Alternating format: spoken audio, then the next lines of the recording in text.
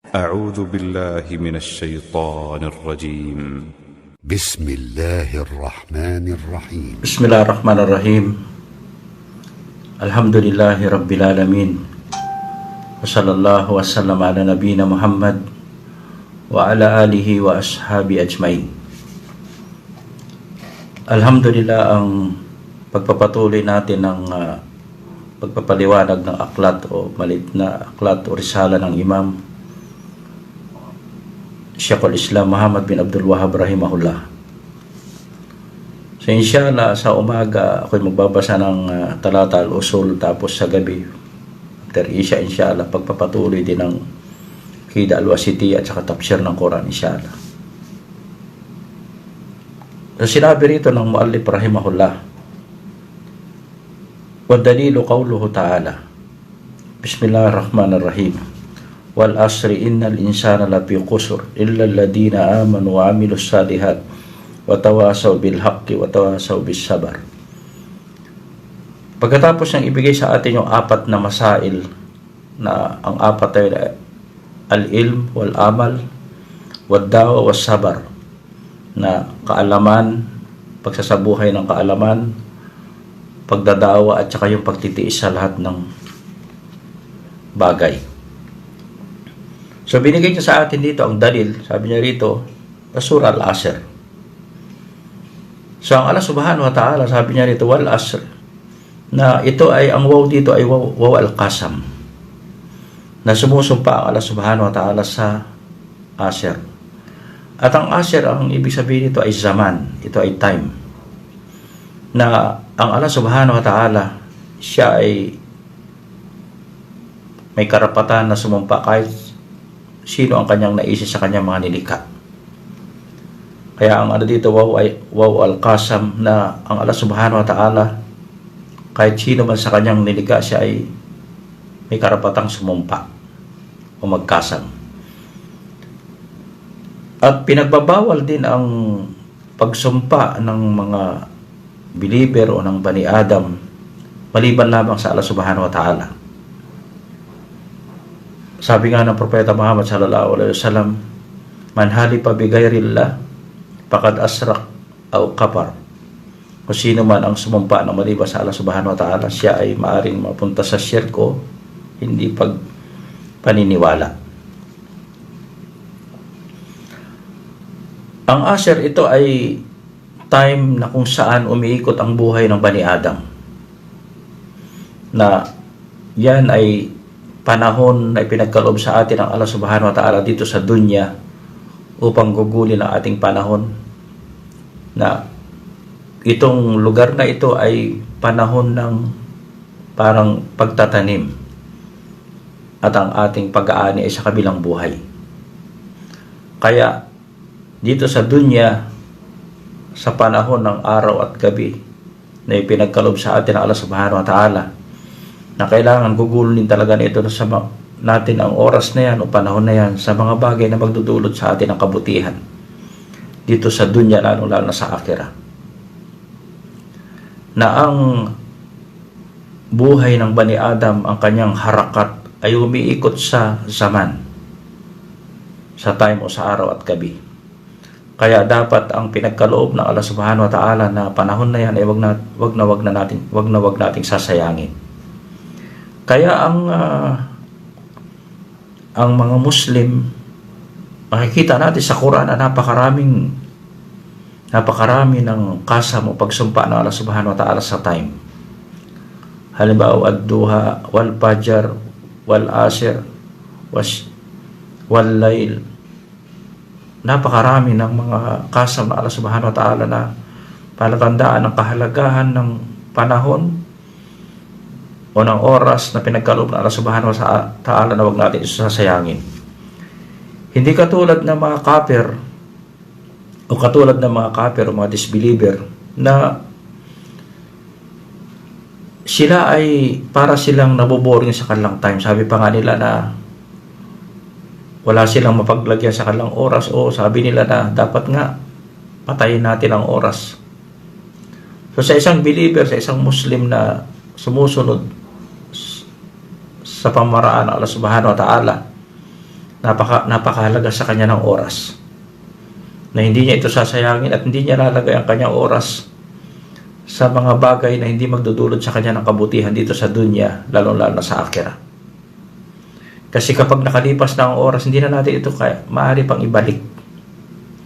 Hindi na natin maaari pang ibalik. Kaya sa oras na panahon na tayo narito sa mundo, sa dunya, kailangan talagang pag-isipan natin mabuti kung anong dapat nating gawin at kung ano ang dapat nating gugulin sa ating buhay na pinagkaloob sa atin Allah Subhanahu wa Ta'ala at oras. So pagkatapos sabi rito na Allah Subhanahu wa Ta'ala, innal insana lafi khusur, na katotohanan ang mga insan. So ito ang Bani Adam, ang insan ay lafi khusur, na sila ay talagang nasa kusran o kasara o pagkaligaw o pagkawasak. Kaya ang time na yan, sa time na yan, dalawa lamang ang natin, tagumpay o pagkatalo sa oras na pinagkaloob sa atin ng Allah Subhanahu wa Ta'ala. At hindi niya rito binigyan na exempted ang mga tao, na hindi exempted yung taong marunong, mangmang, mayaman o mahirap, matanda o bata. So lahat ng tao, sabi ng Allah Subhanahu wa Ta'ala, sila ay nasa pagkaligaw. At pagkatapos binanggit niya rito yung apat na katangian ng mga tao, illal ladina amanu, maliban lamang doon sa taong mayroong iman, wa amilus salihat, pangalawa ay gumagawa ng amalos salih, pangatlo watawasaw bil haq, ay yung taong nagdadawa,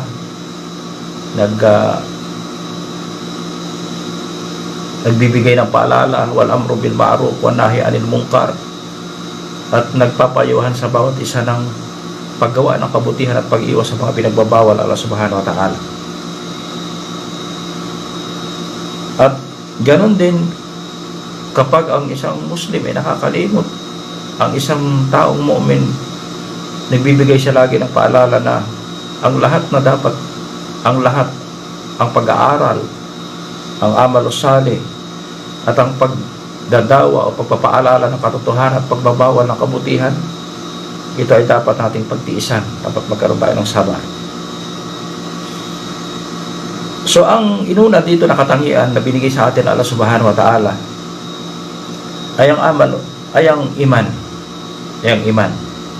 Kasi ang iman talaga hindi makakamit ng isang Muslim kapag hindi siya mag-aral, kapag hindi niya binigyan ng panahon ng ilm. Kaya maunawaan niya, makakamit niya ang iman kapag siya ay taong may kaalaman. Kasi ang iman, ito ay pangalawang antas ng din. Pangalawang antas ng din, at kailangan talaga dito ang kaalaman.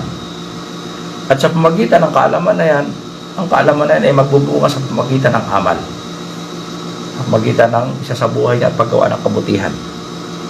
Ganon din kapag siya ay may sapat ng kaalaman at ito ay sa kanyang sinabubuhay, dapat ito ibahagi niya sa kanyang kapwa, at ito ay kanyang pagtiisan.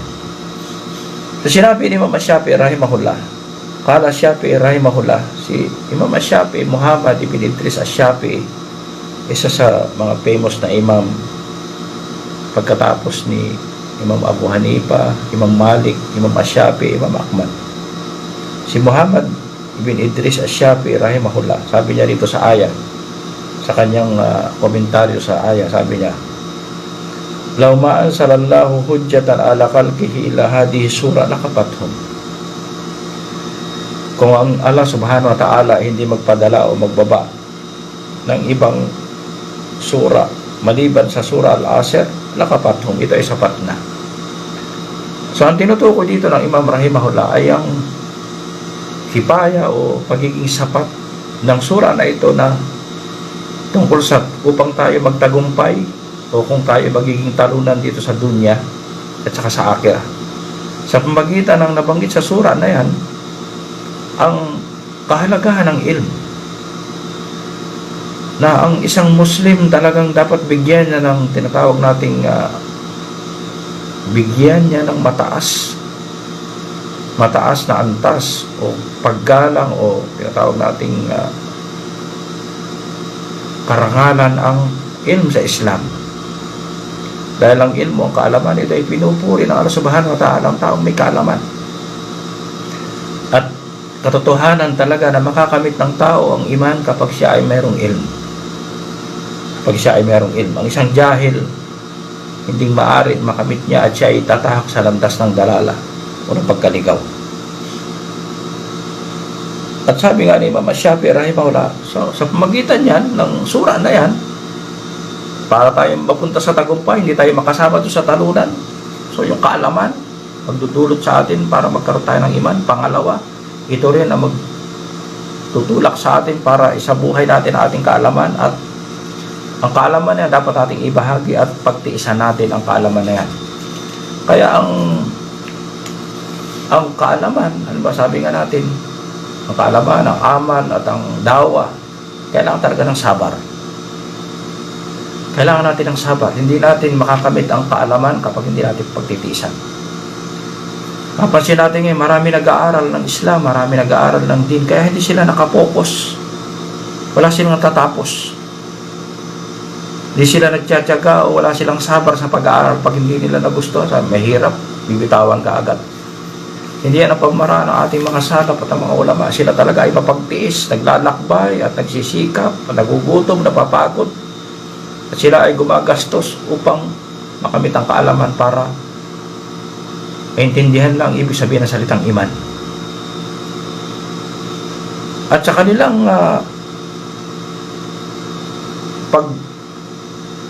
sasabuhay ng kalang ilm, ng kaalaman, kailangan talaga na ng sabar. Kailangan ng sabar. Ang tao ay palaging nangingibabaw sa atin yung gusto natin magpahinga o kaya katamaran. Ito lagi ang umiiral sa atin. Pahinga, gusto natin magpahinga o kaya tayo ay tinatamad. Kaya ang sabar, ito ang magiging sandata natin upang alisin ang dalawang bagay na yan. Ang pagkatamad at alisin tayo sa gusto lagi natin na kapag nagpapahinga. Kasi talagang hindi natin makakamit ang ilm. Kapag tayo ay tatamad-tamad at gusto lagi natin magpahinga, kailangan ng kaalaman, pagpaguran at paghirapan.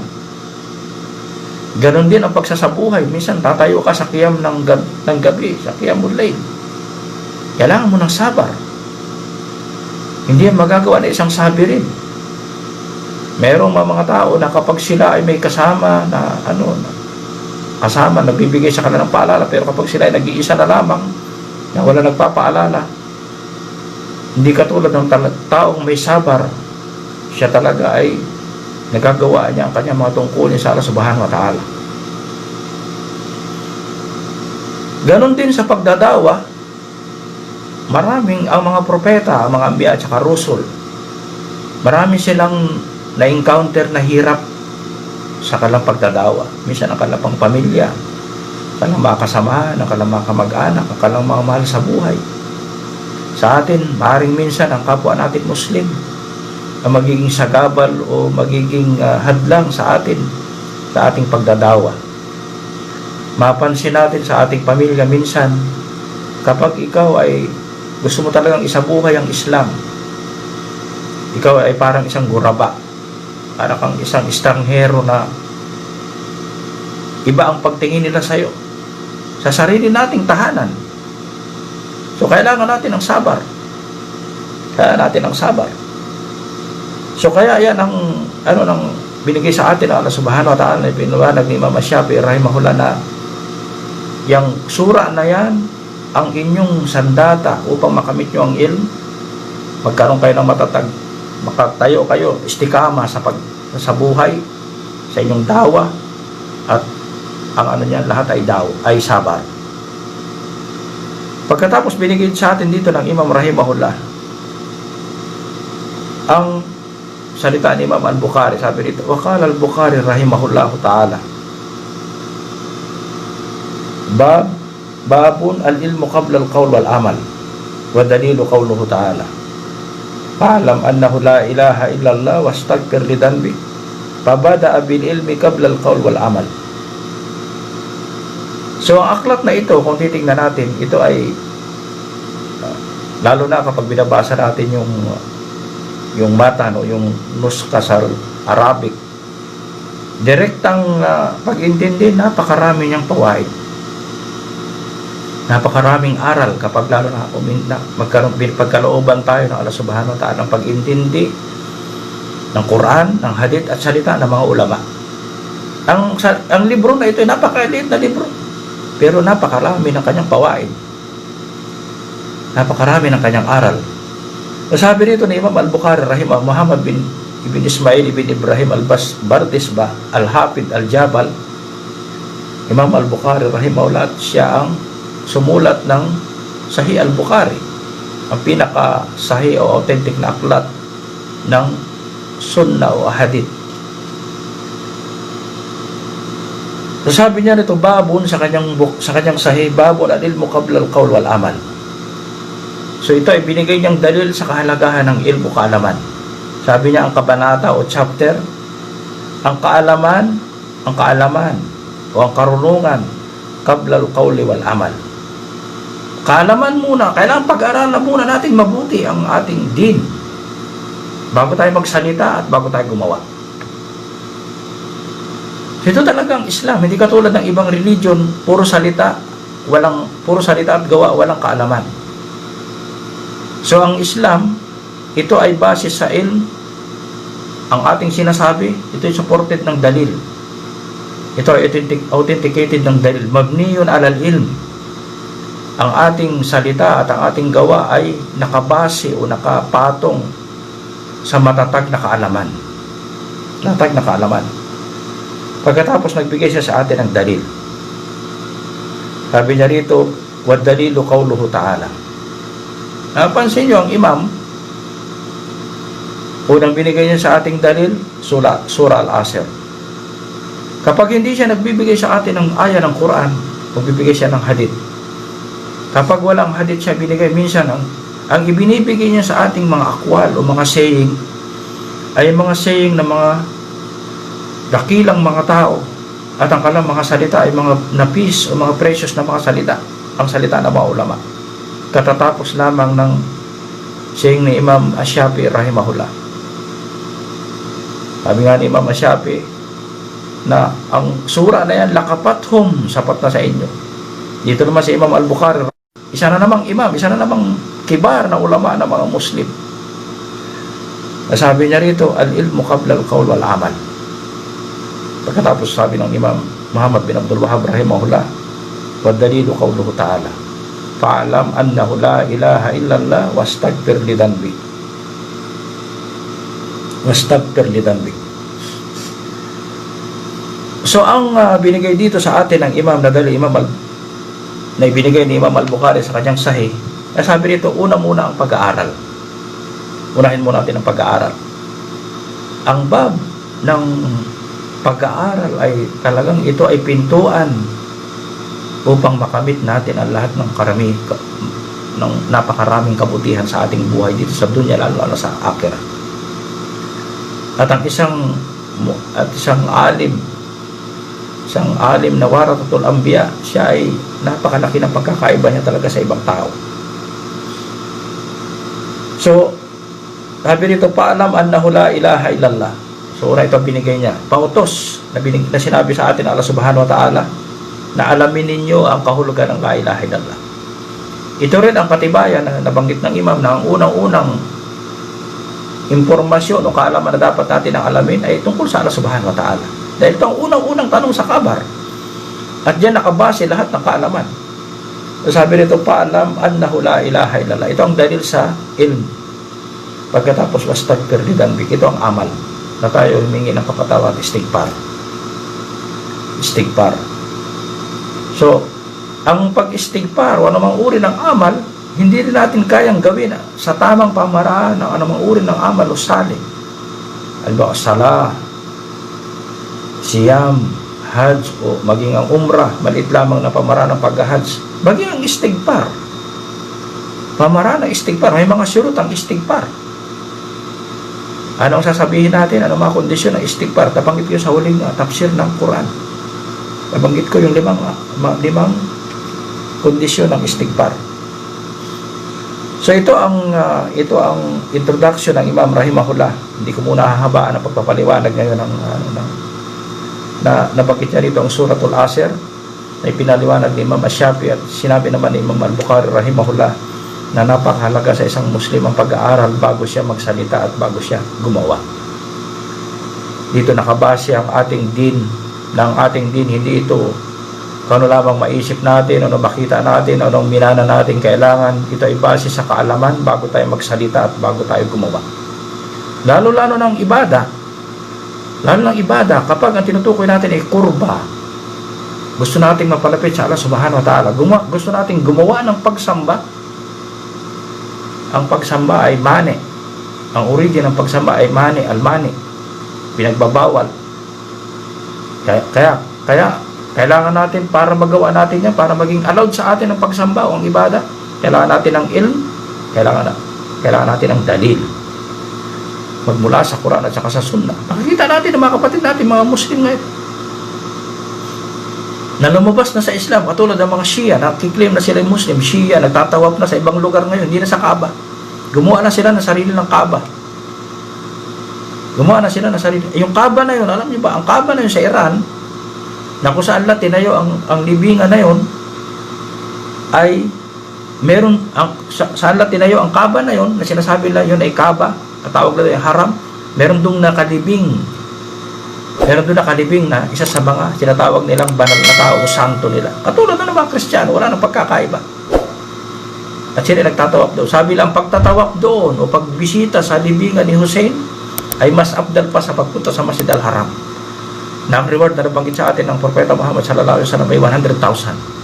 So sabi lang, mas abdal pa, mas better pa, malaki pa makukuha mong reward doon. So kaya yan ang kahalagahan talaga ng pag-aaral ng akida. Pag-aaral ng akida.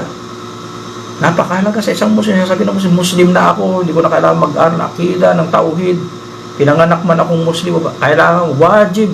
Sabi nga ng Imam, yajibu alayna an ta'allumu arba'i masail. Wajib sa lahat ng Muslim, fard-ain. Hindi ito mustahab, ito fard-ain, na pag-aralan ang usul ng ating din. Inshallah, hanggang dito lang muna.